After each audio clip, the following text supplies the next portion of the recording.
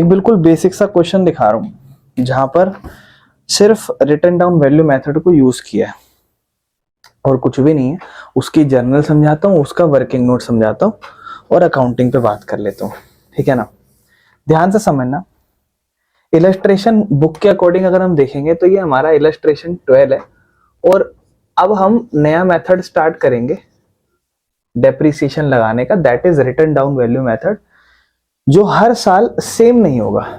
हर साल जितनी मशीन की वैल्यू बचेगी उस पर उतना रेट परसेंट डेप्रिसिएशन लगता रहेगा। क्वेश्चन है, कहता है एक मशीन खरीदी 1 अप्रैल 2023 को 2.5 लाख रुपए की।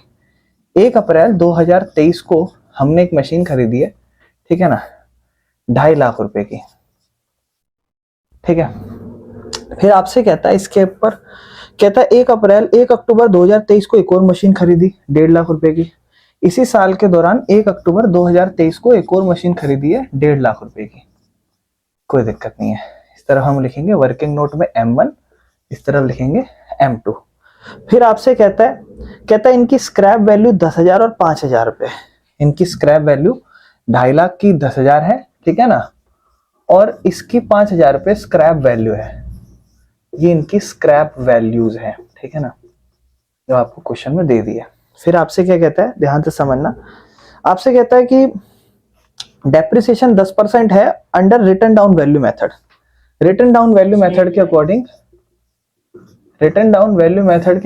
10% पर एनम का आपको डेप्रिसिएशन लगाना है। बस आपको कहता है कि अकाउंट बनाओ 2024 और 25 के, मतलब कुछ नहीं है, ना मशीन बेच रहा है, ना आपको स्क्रैप वैल्यू से भी कोई लेना देना नहीं है, आपको बस बेसिक सी एंट्री करनी है। ये साल आपका खत्म हो जाएगा 31 मार्च 2024 को और आपने 2.5 लाख पूरे साल का डेप्रिसिएशन 10% 25,000 रुपए लगा देना। बेसिक सी बात है, एक डिजिट हटा दोगे 25,000 रुपए डेप्रिसिएशन हो जाएगा। कुछ नहीं करना है इसके अंदर। इसके बाद ये 1.5 लाख है। 1.5 लाख पे पूरे साल का डेप्रिसिएशन नहीं लगेगा, 6 महीना है 1 अक्टूबर से। 1.5 लाख का डेप्रिसिएशन 10% 15,000 होता, लेकिन 15,000 का डेप्रिसिएशन आधा हो जाएगा, यानी कि इस पे डेप्रिसिएशन 7,500 साल एंड होते होते लगेगा। 1 अप्रैल 2024 को जब हमारा अकाउंट शुरू होगा तो उसमें हमारा नेट बैलेंस बचेगा 2,25,000 रुपए और यहाँ हमारा बैलेंस बचेगा 1,42,500। फिर ये साल हमें खत्म करना है, इसमें हमने कोई छेड़छाड़ नहीं करी है, तो ये हमारा साल होगा 31 मार्च 2025 को जब हम डेप्रिसिएशन लगाएंगे और यहाँ डेप्रिसिएशन 2,25,000 रुपए पे लगेगा, यानी कि पीछे से एक डिजिट हटा दोगे 10% के अकॉर्डिंग तो 22,500 रुपए इस पे डेप्रिसिएशन लगेगा मेरे भाई। और इस पे अगर आप डेप्रिसिएशन लगाओगे तो आपका लगेगा एक डिजिट हटा के 14,250। बस इतना सा फर्क आपको पड़ना है और कुछ नहीं है, ठीक है ना। यानी कि कैलकुलेशन आपकी थोड़ी एडवांस हो जाएगी। 2,25,000 में से 22 हटाओगे तो 2,02,500 रुपए बच जाएगा।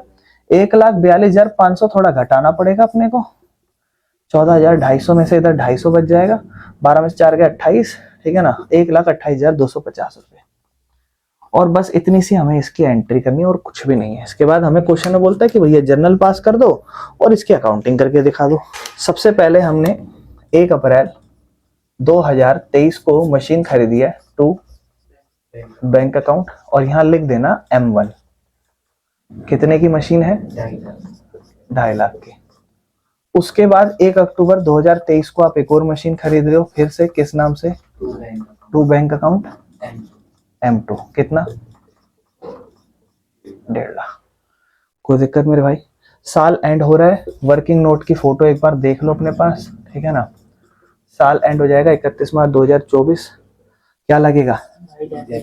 बाय डेप्रिसिएशन पूरा लिख देना। फिर यहाँ लिखना M1 पे कितना, M2 पे कितना। M1 पे 22,025,000 है शायद पहले पे तो ना, और दूसरे पे 7.5 टोटल डेप्रिसिएशन 32,500 यहाँ लिखना है, ठीक है ना। और साल में बैलेंस एंड होगा। अभी तो चीजें बेच भी नहीं रहे हैं, बस बेसिक मैं सिर्फ आपको अकाउंटिंग समझाना चाह रहा था। 4 लाख, ठीक है, 4 लाख। आपकी 2 मशीन बच रही हैं, ठीक है ना, बाय बैलेंस CD। M1 कितने की बच रही है? 2,25,000।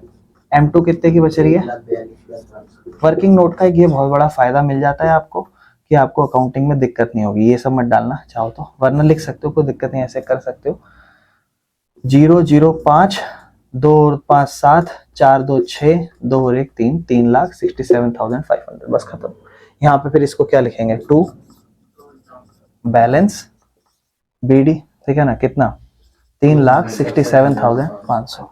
M1 पे कितना, M2 पे कितना, 1 अप्रैल 2024 की बात हो रही है यहाँ पे, 2,25,000, 1,42,500, ठीक है। इसके बाद ये साल भी एंड हो रहा है, कुछ भी नहीं हो रहा है इसके अंदर।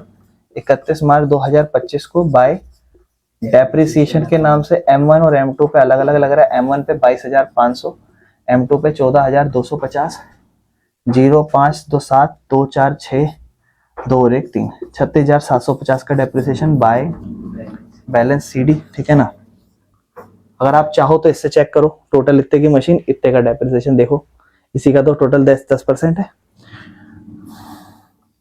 लेकिन प्रॉब्लम पता है कहाँ है, अगर आप वर्किंग नोट ना बनाओ तो आपको इनके बारे में आइडिया नहीं है, जिसलिए वर्किंग नोट इंपॉर्टेंट है। बाय बैलेंस CD M1 पे कितना बच रहा है, M2 पे 2,02,500 और 1,28,250, 0 5 7 8 2 10, 2 और 1 3, 2 और 1 3, 3,30,750। बस इसमें इतनी ही करनी है, उसके अगले साल इसको ओपनिंग करके छोड़ देना मेरे भाई, बस इतना काम करना, कोई दिक्कत इसमें, वर्किंग बेसिक सा काम है, आपको और कुछ नहीं करना, ठीक है ना।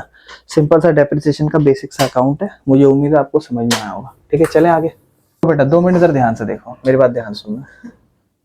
मशीन कब खरीदी थी हमने, एक ही मशीन,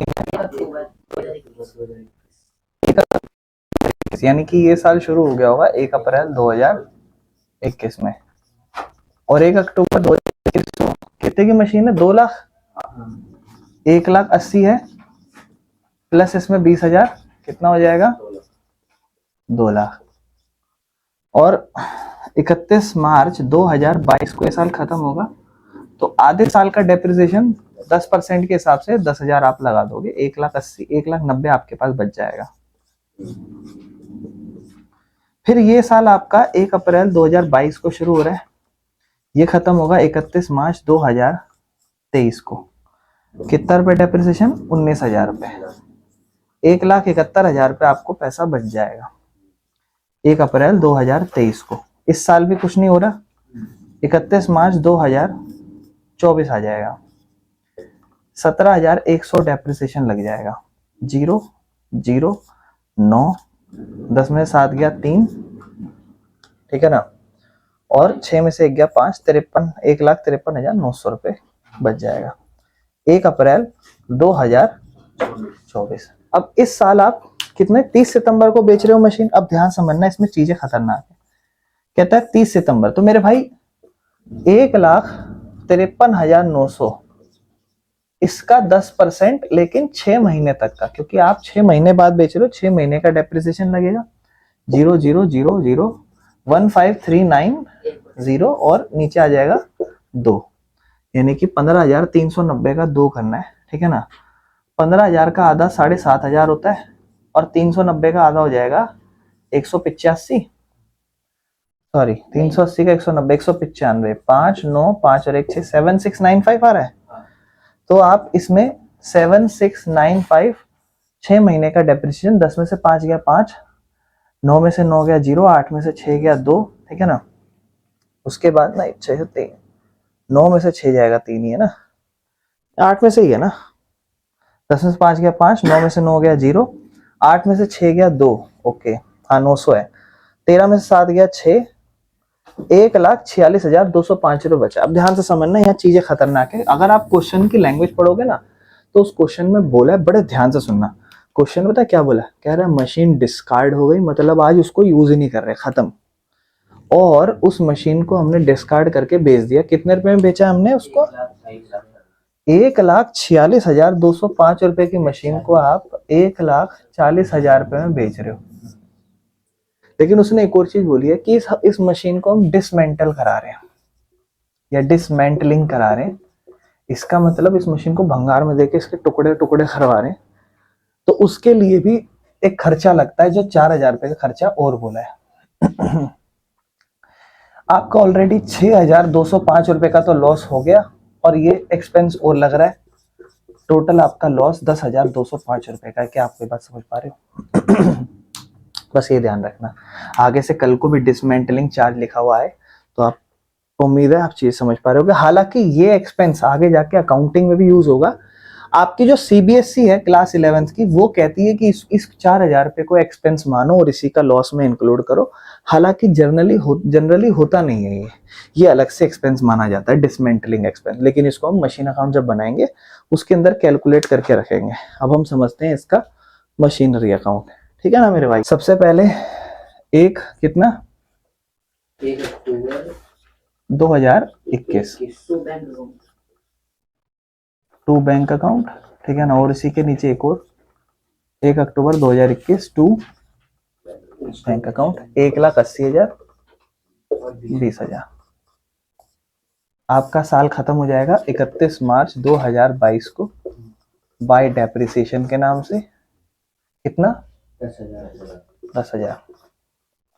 2 लाख की आपकी मशीन है, 2 लाख की मशीन है, 1,90,000 बच गया बाय बैलेंस सीडी 31 मार्च 2022 को।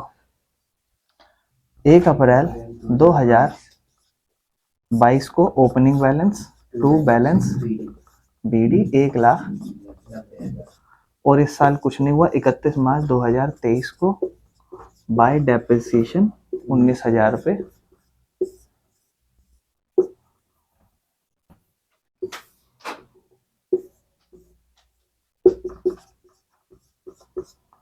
एक 1,71,000 रुपये बैलेंस बच गया बाय बैलेंस सीडी 31 मार्च 2023।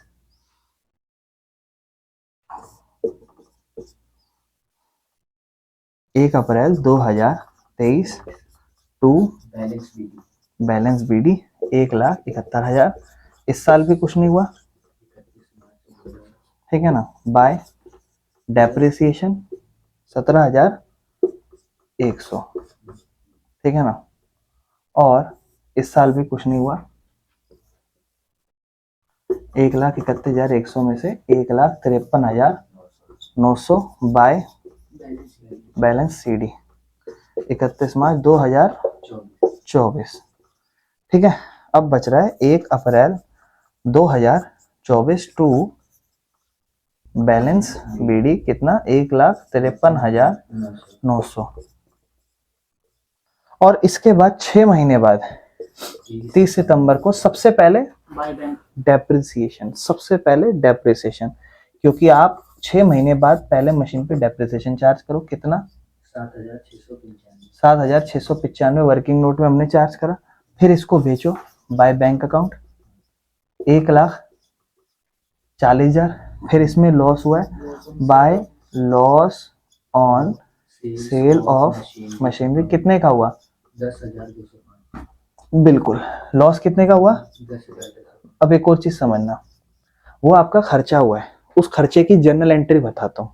उस खर्चे की जर्नल एंट्री वैसे जनरली होती है dismantling expense account debit to cash account, लेकिन हमारी क्लास 11th की सीबीएसई कहती है कि उसको एक्सपेंस मान रहे हो बेचते टाइम, तो उसको लिखो machine account debit to cash.